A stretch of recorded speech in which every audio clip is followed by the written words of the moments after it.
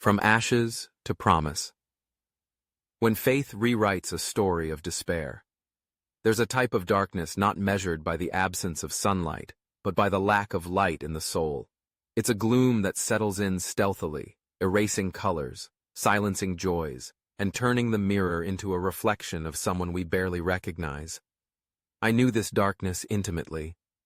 I lived in it, breathed its thin air, and almost let myself be consumed entirely. For 5 long years, depression was my most constant companion, a heavy cloak that isolated me from the world and from myself.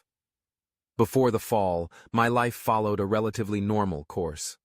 There were dreams, projects, the typical energy of youth. I worked, studied here and there, had friends, went out on weekends. There was a 4-year relationship, the kind where you start imagining a future, making plans together. It wasn't a perfect life, but it was mine, with its predictable ups and downs. Little did I know I was about to plummet into an abyss so deep that the very notion of normalcy would become a painfully distant memory. Everything began to crumble like a cascade, like a house of cards hit by a relentless wind. First, the job loss. It wasn't an expected dismissal. It was a sudden cut, the kind that catches you off guard and leaves a bitter taste of rejection and failure. I remember the initial shock, the disbelief, followed by the growing anxiety about the future. I'll find another one soon, I thought, trying to maintain optimism. But weeks turned into months, and the doors seemed closed. As if the professional blow wasn't enough, the personal blow came. The 4-year relationship ended. There wasn't one specific explosive reason, but rather a slow erosion, perhaps aggravated by my growing instability and pessimism. The loss was devastating. It wasn't just the end of a romance. It was the collapse of a shared future, the loss of companionship, support, that feeling of belonging. Loneliness, which before was just a possibility, became a physical, palpable, overwhelming presence. The combination of these 2 blows left me adrift. And to complete the desolate picture, debts began to pile up. Overdue bills, my credit starting to suffer, the shame of not being able to honor my commitments. Every collection call was like another nail in the coffin of my self-esteem. I felt like a complete failure, professionally, romantically, financially. A complicating factor was the lack of a college degree. In the increasingly competitive job market, I felt I was always one step behind. Every seemingly interesting position required a diploma I didn't have. Every no received in interviews, the few I managed to get, reinforced the feeling of inadequacy, of not being good enough. It was a vicious cycle. Without a job, I couldn't pay debts or invest in studies. Without studies, I couldn't get a job. Hope, once a flickering flame, began to extinguish completely, and that's when the darkness truly took hold of me. The outside world lost its interest. My friends tried to cheer me up, invite me out, but I had no energy, saw no point. I made excuses, distanced myself. My room became my refuge and my prison. I spent days there, often in bed, staring at the ceiling, reliving the losses, feeding negative thoughts. The TV on mute, the internet a window to a world I no longer belonged to. The simple act of showering or changing clothes required Herculean effort. I lost my appetite, lost weight. Other times I ate compulsively, seeking ephemeral comfort in food. Sleep was erratic. Either I slept too much, escaping reality, or I spent sleepless nights tormented by anxiety and despair. Living? What was the purpose? I felt like a burden, useless, a ghost wandering the house. Joy seemed like a foreign language I had forgotten. The future was a gray blur, without promises, without possibilities. 5 years. Saying 5 years is quick, but living each of those 1825 days and nights in that condition was an eternity of silent suffering. The world kept spinning outside. Friends got married, had children, progressed in their careers. And me? I was stuck, sinking deeper into the swamp of depression, watching life pass by through the window of my dark room. But there was one light that never completely went out, even if I didn't see it. My mother's faith. Oh, my mother. While I surrendered to despair, she clung to God with impressive tenacity. She never judged me, never forced me into anything, respected my state, my pain. But her eyes, often tearful, carried a deep compassion and a hope she refused to abandon. I sometimes heard her praying softly in her room. They weren't generic prayers, they were fervent, specific pleas for her son lost in the darkness. She interceded for me incessantly, seeking from God the strength I no longer had, asking for a miracle, an intervention, a door to open. Her faith was a silent shield around me, even when I was oblivious to everything. She was living proof that love and faith can persist even in the face of the deepest hopelessness. I can't say exactly what made me try again. Maybe the exhaustion from the suffering itself. Maybe a flicker of awareness that I couldn't go on like that. Or perhaps the cumulative effect of my mother's tireless prayers. But one day, I gathered the little strength I had left and decided I needed to find a job. Any job. It was a matter of survival, physically and perhaps even mentally. Then began another painful phase, the relentless and frustrating search. Updating my resume was an exercise in self-flagellation, each line seeming to scream my inadequacy, the 5-year gap in my work history an insurmountable abyss. I sent out dozens, maybe hundreds of resumes. I went on a few interviews. Each one was a mix of paralyzing anxiety and fragile hope, quickly crushed by rejection after rejection. Not the right profile, lacks qualifications, will be in touch, and they never were. Each no was another shovel of dirt on my already low expectations. It was humiliating having to explain the long period of inactivity, the lack of a degree. I felt judged, diminished. I would return home devastated, the voice of depression whispering in my ear, "See? You can't do it. You're no good." I was about to give up again, almost resigning myself to the darkness of the room, when an opportunity arose. A level 1 position, a very basic role, at a company I didn't even know well. I went to the interview with zero expectations, more out of a sense of obligation, just so I could tell my mother I was trying. The interview was normal, nothing special. I talked about my few previous experiences, tried to justify the time off as best I could. I left convinced it would be just another no. A few days later, my phone rang.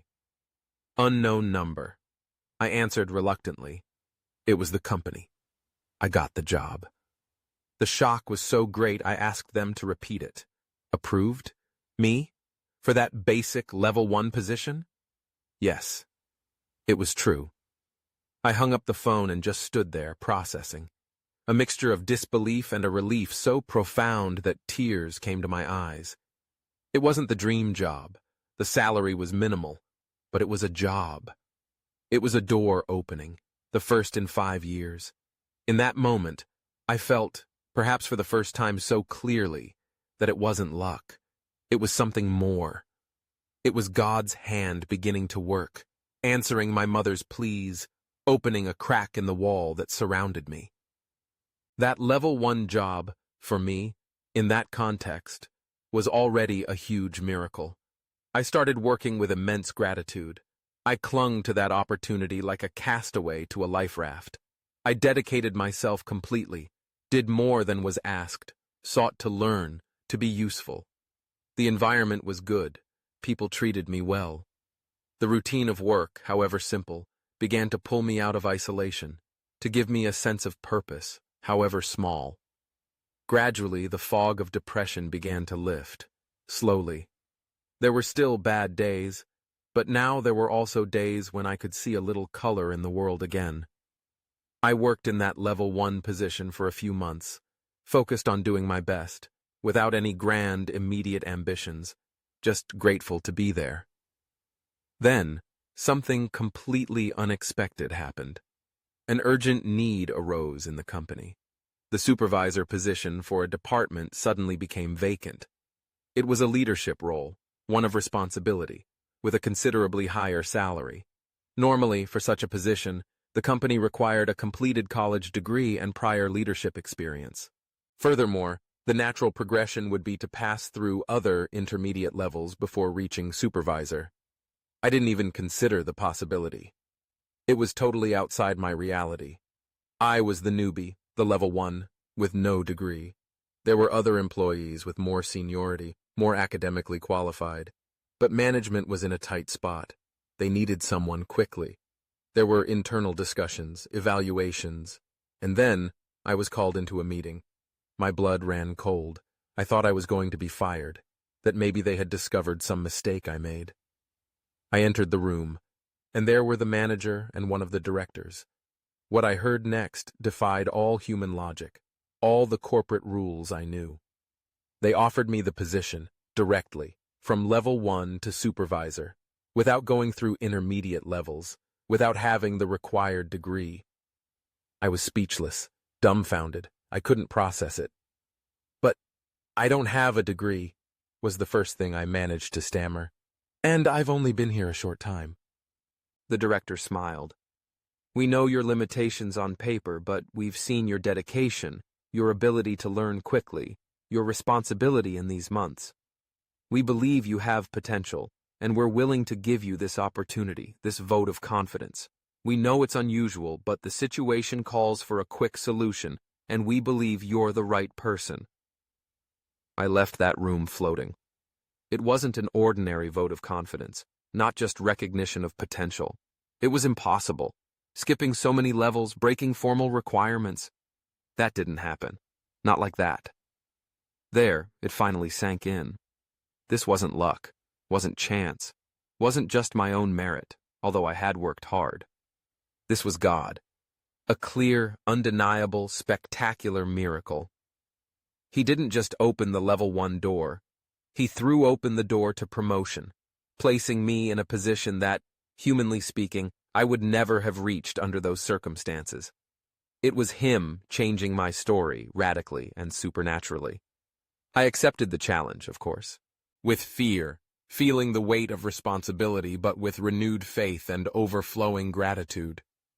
I dove into the work, studied on my own, asked for help, learned on the job. God, who had opened the door, also gave me the capacity to remain there. He gave me understanding, wisdom to handle situations, favor with my superiors and subordinates. It wasn't easy. There were challenges, moments of doubt. But with every overcome obstacle, my trust in God grew. Today, I look back and hardly recognize that young man lost in the dark room. It's been 7 years since I joined the same company. I continue in the supervisor role, a position that, on paper, still requires a college degree. I have a great salary, paid off my debts, rebuilt my life. Depression is behind me, a scar that reminds me of the depth of the pit from which I was rescued. That period of darkness, which lasted 5 long years, has been followed by 7 years, and counting, of stability, growth, and above all, a living testimony to the power of God. There is no rational human explanation for my trajectory in that company. It was a miracle. God took someone who was at rock bottom, discredited, without formal qualifications, and exalted him in a way only He can. He didn't just restore what I had lost. He gave me so much more. And that's why I share my story. Maybe you reading this now feel like I felt. Lost, hopeless, thinking you're not capable, that all doors are closed, that your situation is beyond repair. I want to tell you, from the bottom of my heart, with the conviction of someone who has lived the impossible. Have faith. Don't look at your limitations. Look at the size of your God. When you trust Him, God enables you. He gives you the understanding you lack, the strength you need. He opens doors that no one can shut, doors that didn't even seem to exist. He blesses you in ways you can't even imagine. The path may be hard, the wait may be long, tears may fall. It's not easy, I know that well. But believe, with all your soul, it is certainly not impossible for God. He heard my mother's prayers, he saw my silent anguish, and he acted in his time, in his way, miraculously and definitively. He can and wants to do the same for you. If this story touched your heart and gave you a spark of hope, share it with someone who needs to hear that God can change any situation, no matter how bleak it seems. Leave your comment below telling how God has surprised you, what part of this testimony spoke most to you, or simply leaving a word of faith. Your like helps this message of hope reach more lives that need a miracle. And so you don't miss other real stories like this, proving God's transformative power in our lives, subscribe to the channel. Always remember, even in the darkest night, faith in God is the light that can dispel the shadows. Trust, wait, and watch Him rewrite your story.